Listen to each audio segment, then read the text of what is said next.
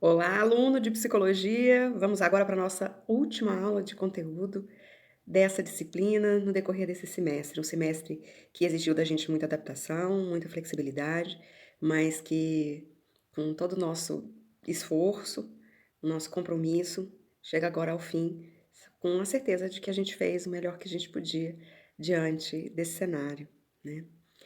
A gente viu nas aulas anteriores, eh, falando sobre os transtornos, nós abordamos os transtornos de personalidade, né. Agora a gente vai ver nessa aula os outros transtornos que são interessantes para o universo jurídico, são interessantes para o direito, e que a gente vai abordar eles sem um compromisso muito grande de destrinchar cada um desses transtornos, mas de trazer um cenário geral, né, uma visão ampla a respeito de cada transtorno, para que possa auxiliar vocês na compreensão dele, né. Eles não estão divididos por uma ordem de importância ou de frequência dentro da rotina diária do universo jurídico, dos agentes, do direito, tá. O primeiro que a gente vai ver hoje é a deficiência intelectual, né. O que que é a deficiência intelectual? É o que era chamada no senso comum, há um tempo atrás, de pessoas que tinham um déficit cognitivo, e ela trata exatamente disso, né. É um transtorno do desenvolvimento intelectual, né, são déficits em capacidades mentais genéricas, ou seja, o indivíduo tem dificuldades com raciocínio, com solução de problemas, com planejamento, tem dificuldades com pensamento abstrato, juízo, aprendizagem acadêmica e a aprendizagem pela experiência, o que é algo muito complexo quando a gente fala nas condutas individuais. Porque se a gente não é capaz de aprender com a nossa experiência, é algo muito cristalizado. O comportamento do indivíduo, ele é sempre o mesmo, por mais que ele faça alguma coisa e aquilo não dá certo, ele vai continuar repetindo aquele comportamento, né. Eh, Eles acabam trazendo um prejuízo muito grande na adaptação do indivíduo, né, então o indivíduo acaba ele não consegue atingir alguns padrões de independência pessoal, de responsabilidade, em vários aspectos da vida diária. É lógico que isso depende do nível de deficiência intelectual que o indivíduo tem, que pode ser moderada, que pode ser leve, pode ser moderada ou pode ser grave, né. Então depende desse nível de deficiência que o indivíduo apresenta, tá. Então, ele pode ter a comunicação prejudicada, a participação social, a capacidade de aprendizagem, mesmo em nível acadêmico, né, então, ou seja, toda a formação escolar desse indivíduo fica comprometida, a formação profissional, então ele vai ter algumas limitações em cumprir, em ter uma vida profissional, né. Então e também essa independência pessoal, seja em casa ou na comunidade. São indivíduos que dependem, da responsabilidade coletiva, ou seja, esses indivíduos diante de uma deficiência intelectual, eles não conseguem assumir a responsabilidade total pelos seus atos e também nem a sua independência financeira, né. Então, ou seja, o indivíduo, ele sim precisa ser mantido pela comunidade, ter essa garantia de que a comunidade se responsabiliza por ele, né. A gente vê aí a questão das pensões, né, os indivíduos que necessitam desse auxílio do Estado, pra que possam se manter, porque existe uma limitação real na cognição do indivíduo, em todo o funcionamento mental dele, tá bom? É algo que, a gente tem uma vivência, eu acho que todo mundo consegue fazer uma referência de alguém que tem uma deficiência intelectual, ou na família, ou amigos, colegas, igreja, que tem essa vivência e sabem e percebem claramente a necessidade do amparo da sociedade como um todo, né. Uma outra categoria que a gente tem desses outros transtornos, que são interessantes ao direito, são as demências, né. A gente vai falar elas aqui num modo bem amplo, né, eu não vou abordar cada uma das demências, porque seria muito mais do que uma aula, né, seriam várias aulas só para se tratar das demências. Mas quando a gente fala de demência, a gente fala de uma síndrome que vai trazendo um declínio progressivo da capacidade intelectual do indivíduo. Ou seja, o indivíduo está tudo bem e, de repente, ele começa a perder a capacidade cognitiva dele, tá. Ele vai perdendo a capacidade de memorizar, de resolver problemas do dia a dia, e isso interfere os seus relacionamentos, interfere em toda a atividade social do indivíduo, atividade profissional. E por que que acontece isso? Porque há uma degeneração das conexões entre as células nervosas, ou mesmo uma degeneração da célula nervosa. Então o indivíduo vai, no decorrer dessa síndrome, perdendo essas habilidades, tá? O maior representante hoje atual das demências é a doença de Alzheimer, né, que eu acho que todo mundo já ouviu falar, né, e que ela é a mais comum, né, ela tem entre 60% a 70% dos casos de demência são relacionados à doença de Alzheimer, né. A segunda mais comum é a demência vascular, que é isquêmica. O que que é isso? Há pequenos entupimentos nas veias do cérebro e isso provoca ali uma isquemia. Então, aquela região é prejudicada por falta de oxigenação, o que provoca a degeneração tanto dessas conexões como das células cerebrais. E isso resulta em um indivíduo ir perdendo essas capacidades intelectuais, tá? A demência ela tem um quadro muito grande de apatia. Não é porque o indivíduo eh, perdeu a habilidade de se conectar ao mundo, ou o interesse pelo mundo, mas essa apatia é provocada por essa degeneração.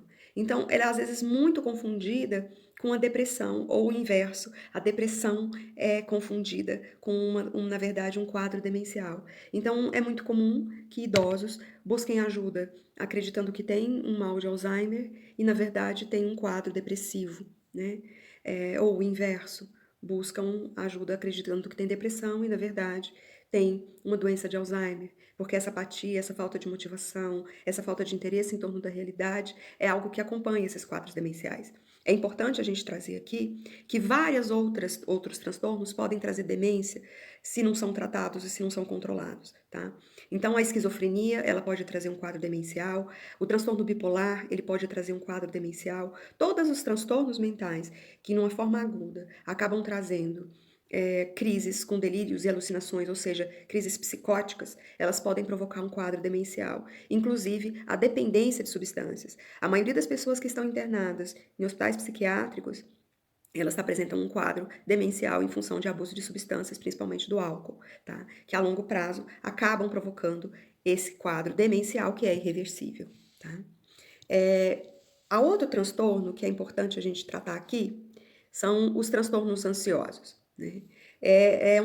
São os transtornos que acompanham muito a nossa sociedade contemporânea, a gente já falou bastante disso em sala, e a característica principal são sentimentos de preocupação, ansiedade, ou seja, aquela reação fisiológica mesmo, da mão gelar, o coração acelerar, ter dificuldade às vezes para respirar, muita tensão física, como se estivesse diante de um grande perigo, né? E essa ansiedade, esse medo, eles são muito fortes a ponto de interferir nas atividades diárias do indivíduo, tá bom? O que que esse transtorno ansioso traz de sintoma? No comportamento, hipervigilância, então o indivíduo, como ele tem a sensação de que ele está em risco o tempo todo, ele está com medo, apreensivo, ele fica hipervigilante, ele fica atento o tempo inteiro, buscando elementos que justifiquem o que ele está sentindo, tá? Então, uma inquietação muito grande, irritabilidade. No nível de pensamento, na cognição, a gente percebe uma falta de concentração, pensamento acelerado ou pensamentos indesejados que são recorrentes, tá? Isso é algo que acompanha também os transtornos ansiosos. No corpo, fadiga ou suor. É fácil a gente entender isso, a gente entender a fisiologia da ansiedade, que é como se a gente estivesse diante de um grande perigo. Então, se a gente está andando numa mata e de repente encontra aí um animal, uma onça, né? Nosso corpo vai reagir para que a gente fuja, né? Ou lute ou fuja, né? E é essa reação corporal que acaba funcionando, né, e trazendo para a gente os elementos físicos da ansiedade. E isso demanda uma descarga muito grande de elementos que promovem energia em nível cerebral, né, ação em nível cerebral.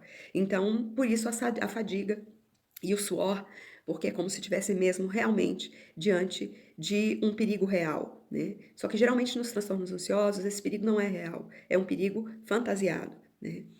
Tem uma frase que eu gosto muito, que fala a respeito da ansiedade, que traduz exatamente o que que diz o seguinte, que os maiores problemas que eu tive na minha vida, eles nunca aconteceram, né? Então, ou seja, é aquela coisa de ficar pensando, né, e a gente reagindo a isso como se fosse real, né? Isso, em essência, é a ansiedade, tá? No sistema respiratório, a gente percebe a falta de ar, uma respiração rápida, o sono dessas pessoas é prejudicado, a pessoa pode ter insônia, ou ela pode ter pesadelos, porque ela tá sempre com medo, então ela vai ter pesadelos trazendo a situação de medo dela. No humor, muita ansiedade, um ataque de pânico também, né?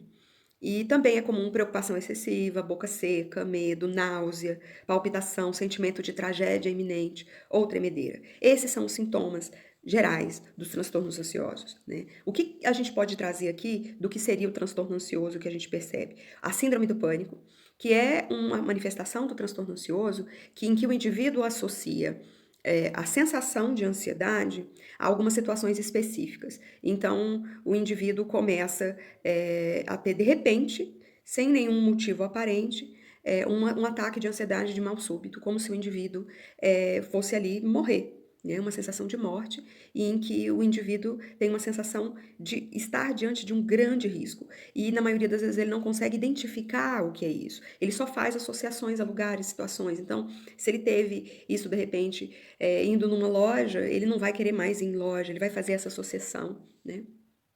Ela está muito na moda, né? Tem o transtorno obsessivo compulsivo, né? Que todo mundo sabe, já ouviu falar, no senso comum, ele é bem dito, né? Que é essa obsessão em nível de pensamento, né? Então, ou seja, o indivíduo tem um pensamento sempre frequente e recorrente e acompanha ele o tempo inteiro, e a compulsão, ou seja, o impulso de agir, de fazer alguma coisa. Então, ou seja, um pensamento obsessivo de que, por exemplo, esse ambiente está tomado de bactérias e eu ter o comportamento compulsivo de repente lavar tudo, e isso vai crescendo, trazendo um ambiente interno de extrema ansiedade e angústia, né? A agorafobia, que é um transtorno de ansiedade em que é meio difuso, né? Então, o indivíduo geralmente tem uma dificuldade com ambientes em que ele não pode escapar, que ele sente como se ele estivesse ali completamente vulnerável, né? Então, geralmente as pessoas que têm agorafobia, elas não conseguem estar em lugares que tem muita gente e que ela tem uma dificuldade de sair daquela situação. Então, show, cinema, se ela tiver que ir a um lugar desse, ela vai buscar um lugar que ela fique próxima à saída, porque a sensação de não poder sair de um lugar é desesperadora, né? E tem o transtorno de ansiedade generalizado, que é muito comum, que é assim, todos esses sintomas ansiosos sem uma causa aparente. O indivíduo só tem uma preocupação excessiva e uma sensação de perigo e de que alguma coisa muito ruim vai acontecer no decorrer do dia, cronificada, tá? Então, ou seja, em todas as suas atividades diárias, o indivíduo lida com essa sensação de que algo muito ruim vai acontecer. E nós temos o transtorno de estresse pós-traumático, que ele está associado sempre a uma situação traumática, uma situação de grande estresse, né? Os transtornos que são associados a traumas, esses de estresse pós-traumático, eles são muito pontuais. Às vezes o indivíduo nem tinha um caráter ou uma manifestação tão grande de ansiedade, mas depois de um fato da vida, aquilo torna a ser a rotina do indivíduo com flashbacks, ou seja, voltando à memória aquela situação traumática, por intensas reações, e essas lembranças, né, desse momento traumático, traz reações emocionais e reações físicas que são próprias dos transtornos de ansiedade. E pode durar meses ou pode durar anos, dependendo da habilidade que o indivíduo vai ter de confrontar esses flashbacks e compreender o que é o medo real, né? Os sintomas incluem desde ansiedade, nervosismo, desconfiança, até insônia, pesadelos, alucinações, comportamento autodestrutivo, automutilação e suicídio. Isso no caso desse transtorno estresse pós-traumático. A gente vê os veteranos de guerra, por exemplo, são pessoas que apresentam um transtorno de estresse pós-traumático. Então, uma situação de extrema violência, né, acabam fazendo com que um indivíduo chegue a esse extremo, né, de ansiedade, podendo ter, inclusive, alucinações. É importante eu trazer aqui dentro desses transtornos ansiosos uma reflexão acerca da violência contra a mulher, né? Quando a gente fala do stalking, que é a perseguição, né? A mulher que é perseguida por redes sociais, no trabalho, isso tudo pode trazer também, haver uma associação como um trauma, e a mulher também desenvolver, ou o homem, né, também, desenvolver esses sintomas de um transtorno de estresse pós-traumático, tá ok?